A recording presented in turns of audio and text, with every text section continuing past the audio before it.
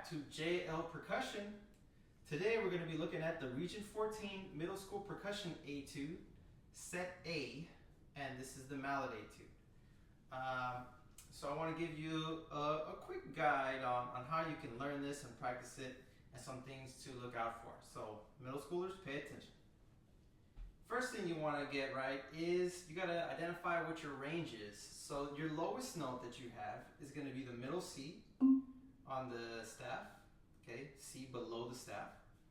And then you're going to have the highest note being your A above the staff, okay. So this is, if you were to use our numbers for our notes, we have C4 and then you have A5, okay. And for this piece, I would recommend going with medium mallet. You might be playing this on a xylophone, so try to find a mallet that's less articulate, okay? A medium mallet with a nice warm tone if you can. As far as beating spots go, most of every note should be hit in the center, okay? And what I mean by center with my quotation marks is that you don't want to play directly on the center, okay? You want to play a little bit above center or below, depending on what you need. Especially when you're doing rolls, you can't be hitting the same spot at the same time, okay? So you split the resonator. I like to aim for the very top and the very bottom of the circle, and that's my target beating spots whenever I do a roll, okay? So big thing to watch out for this piece is mallet placement, right? And what I mean by that is your right hand in front or is your left hand in front, okay? Pretty key on some of these passages that have repeated notes and then they lead into a roll. Especially when you're playing at low dynamics, it will matter a lot more. We do start with a pickup, okay? It starts on beat 4, so when you're counting yourself off, you know, you got a met going. You go 1, 2, 3, 4, and 1, okay? And we're at piano, so make sure we're nice and soft. Okay, now we're already getting to rolls here, so let's talk about it. Okay, so you're gonna want to decide here right off the get-go which hand you want in front. Okay, do you want your right hand in front here, or do you want your left hand in front? Okay, depends on what you're most comfortable with. Always go for efficiency and what feels more comfortable. Okay, so we got this. Now notice, when I'm playing a roll, I'm starting with one hand, left, and then ending on the right, the opposite hand. That's gonna make it so that your rolls sound less metered and more open.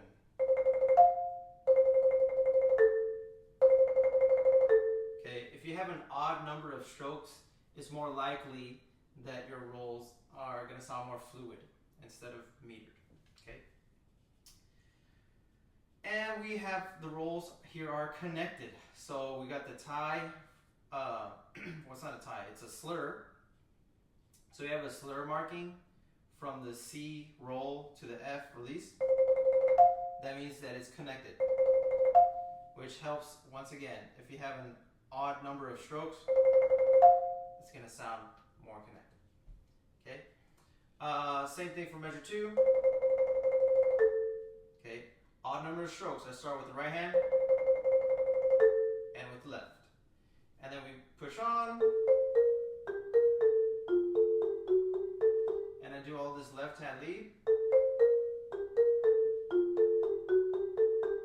Okay, pretty simple there. And then as we keep going, this stuff repeats. So approach it the same way, sticking wise. Measure 7, we have a crescendo. And the crescendo is only written for under the first 2 beats, right? If you want to, you can continue that crescendo all the way through the bar. Makes more sense musically to me. All right, pickups into measure 9. I start with the right hand, okay?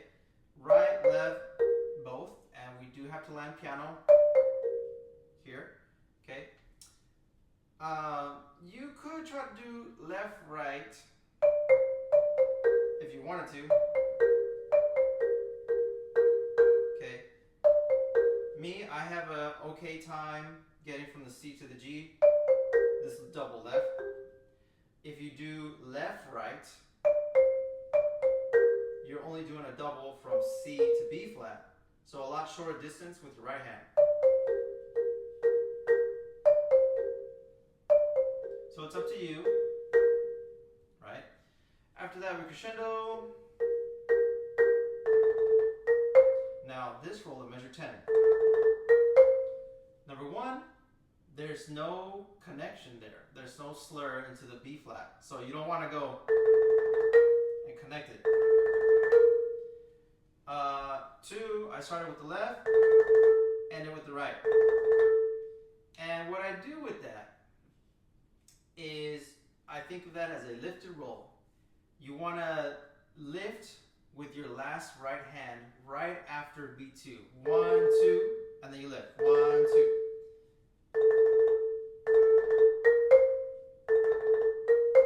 Okay, because in percussion, if there is not a tie or a slur mark, it is notated that way to indicate that the roll is separated. Okay, so a good general guideline is to stop the 8th note before or 16th note before. In this case, it might be easier just to feel the 8th note. 1 and 2, stop it right on B2, 1 and 2, or you go a little bit further. Okay, it depends what you're comfortable with. Just make sure that there is a separation.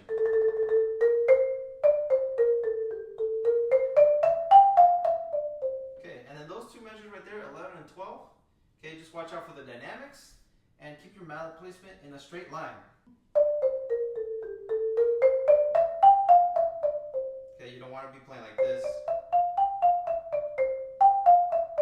So make sure you're using nice, relaxed full strokes to play along the same thing and take crescendo smoothly. This stuff repeats.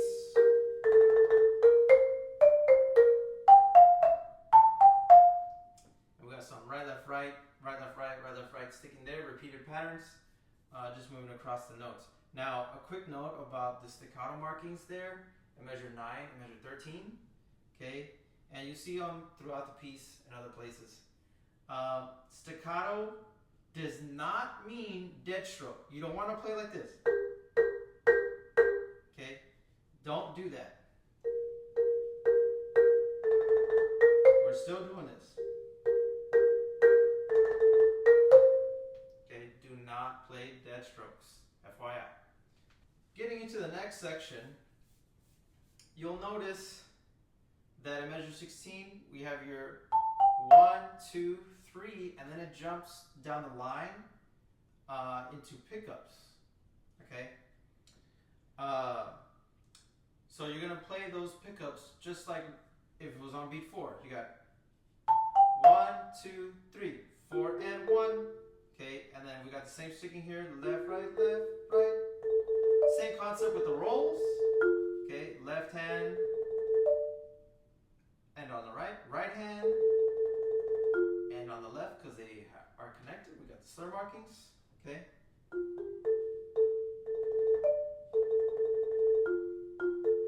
Left, right, left, left, right, left, right, left, right, left. Same stuff here. Now here we have some double stops with a retard and a 2-note roll. Now, when you're rolling like this on 2 notes, it's important to start with the lowest pitch first. So your left hand. And then you can release with your right hand. Okay. So let's go through that section again.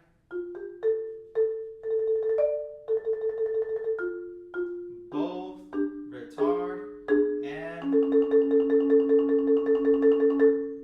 Now a good general rule of thumb for a fermata is to hold it out at least for twice its value, right? So you got your quarter notes, 1, 2, 3, 4 on the G sharp, C sharp, 2, 3, 1, 2, 3, and you fulfilled the requirement. Alright? Odd tempo means you go back to the original tempo because you just retarded, you slowed down, and now you're back like before. Okay, so I start with my left hand here, left, right, both. We got a short double. If you were to do the right hand, you got a longer double, right? You got to go from A to E. Here you go from A to G, so that's more efficient. Same thing with measure 30 right here and 26.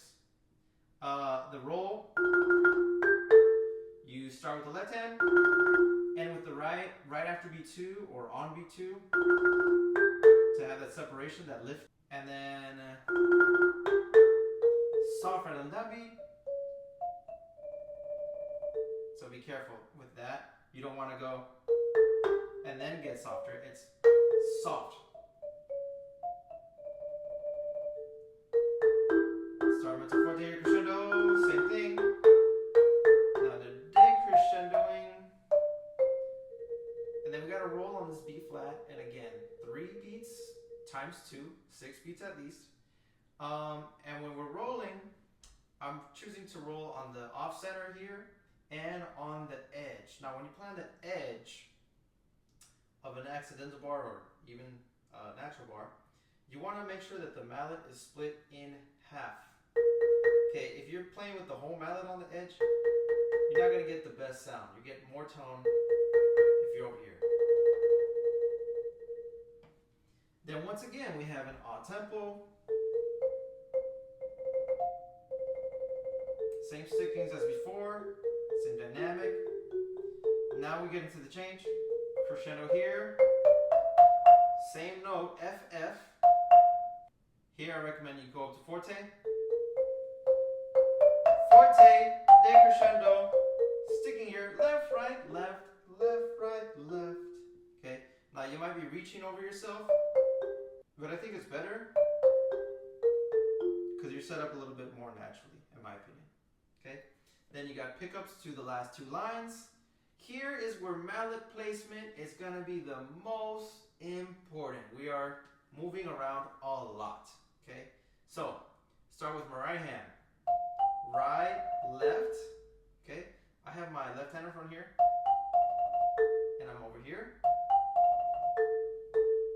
Now I roll with my left hand, left, right. Okay, take note of where my right hand is. It's on the edge. Easiest to reach the D. So back it up.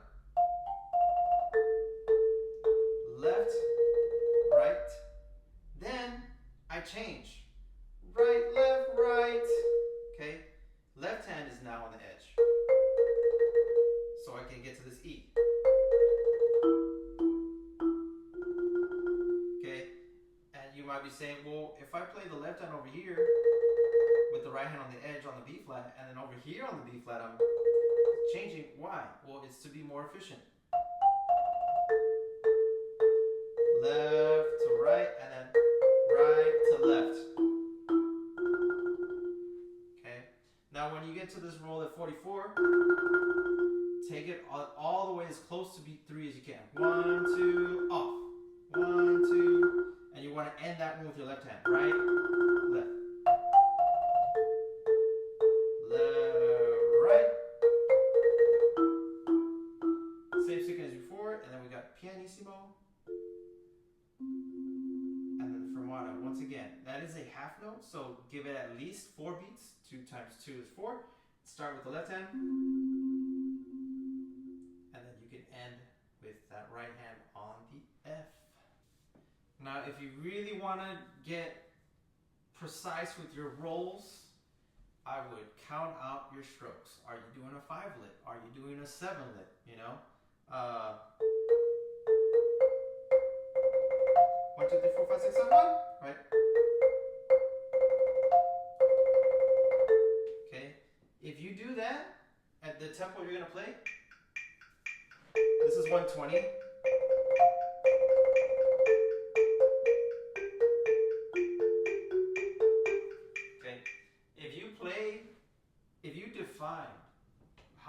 strokes you're going to play for each roll, then you can practice it the same way every time. Or you can shoot to practice it the same way every time, and your rolls will always sound the same. You're not going to be guessing and hoping like, oh man, I hope the roll comes out good. If you define it beforehand, you're going to be good. You're going to be golden. Okay? And let's see. Yeah, generally speaking, dynamics, we're starting the piece really soft, right? So anytime you come back to piano, make sure it's the same piano. Pay attention to those crescendos and decrescendos. Really exaggerate them. And in about the second half of the piece, after the first a tempo, we're starting in mezzo forte. So that's the loudest the piece has been up to that point. And we're crescendoing that. Piano. Alright, really, really exaggerate that difference. Make sure it's clear. And don't play too harsh. Alright, the marimba, or in your case probably the xylophone, is already a pretty brittle sounding instrument. So if you got the right mallets and you have a light touch, you're gonna sound nice. Your goal is to make it sound nice and warm. If you want to go into detail of what I did with all the hand placements and the rolls and all of that, I do have a performance video available at full tempo, and I have a POV video where you can see this view of me playing the etude at 60 beats per minute. So nice and slow to help you follow along and learn exactly where your hands need to be. So look out for that.